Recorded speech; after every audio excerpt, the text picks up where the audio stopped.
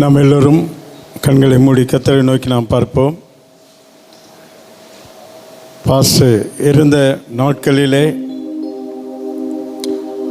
தகப்பனார் பார்த்து கொள்வார் என்ற நிலை, என் கணவன் பார்த்து கொள்வார் என்கிற நிலை அப்போது இருந்தது. இப்பொழுது கர்த்தர் பார்த்து கொள்வார் என்ற நிலைக்கு மாற்றப்பட்டு இருக்கிறார்கள். அண்ணன் சொன்னது போல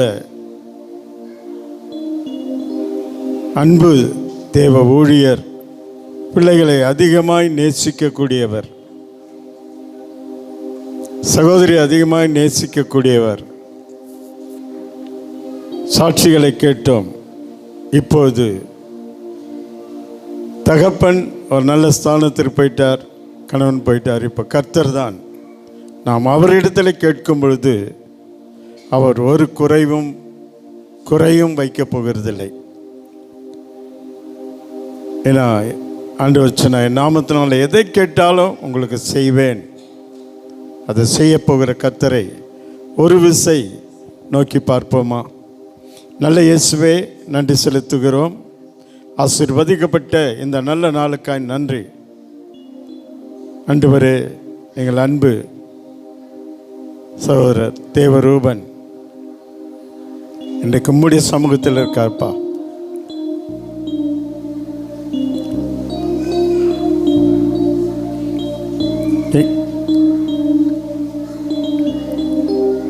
எங்களுக்கு இழப்பு,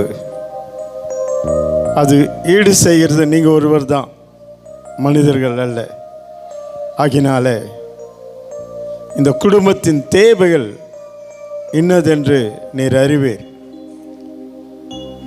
அவர் காலத்தில் இருந்த நெருக்கங்கள் இப்போது மாறப்போகிறது.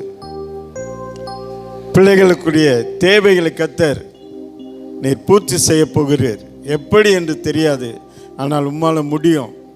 எல்லா கடன் பிரச்சனைகள் எந்தெந்த சூழ்நிலையில் அவர்கள் எதிர்பார்க்கிறார்களோ அத்தனையும் நீர் கொடுத்து உம்முடைய பிள்ளைகளை கனப்படுத்த போகிறீர்.